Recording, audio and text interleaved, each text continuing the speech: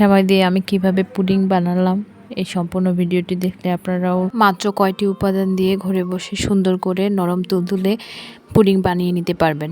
প্রথমে আমি সেমাইগুলো হালকা ঘি দিয়ে ভেজে নিলাম। একটা বাটিতে 2 ডিম ভালোভাবে ফেটিয়ে নিলাম। নেওয়ার পরে হচ্ছে এটা মানে একটু টাইম নিয়ে ফেটাতে হবে, যাতে কোনো রকমের ডিমের কোনো কিছু অংশই মিক্সড হয়নি এমনটা না থাকে। ফেটানো অংশটির সাথে 4 চামচ গুঁড়ো দুধ ব্যবহার করেছি। একটা বাটিতে লিকুইড দুধ গরম করতে দিলাম।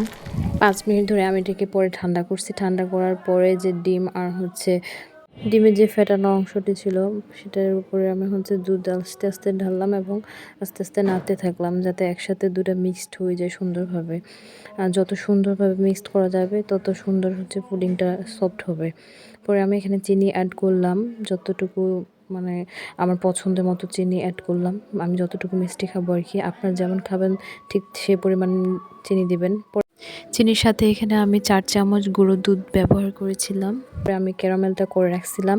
এই ক্যারামেলের উপরে সেই এটা ঢাললাম ধীরে ধীরে। ঢালার পরে হচ্ছে আমি এটাকে মিক্সার দিয়ে সুন্দর করে মিক্সড করে নিলাম। সেমাইগুলো যে রাখছিলাম আগে ভেজে ওগুলো আমি দিলাম, দিয়ে আস্তে আস্তে করে হালকা হাতে নেড়ে নেড়ে মিক্সড করলাম।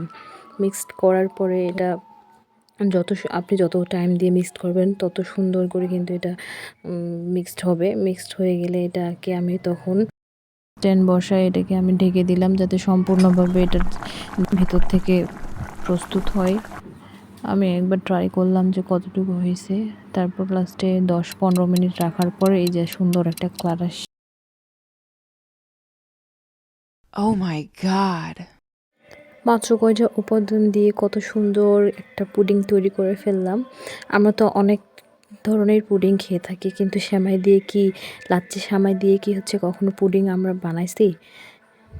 কিন্তু লাচ্ছা সেমাই দিয়ে যে এত সুন্দর পুডিং হয় এটা আমরা কিন্তু কেউ জানতাম না। তাই আপনারাও ট্রাই করতে পারেন।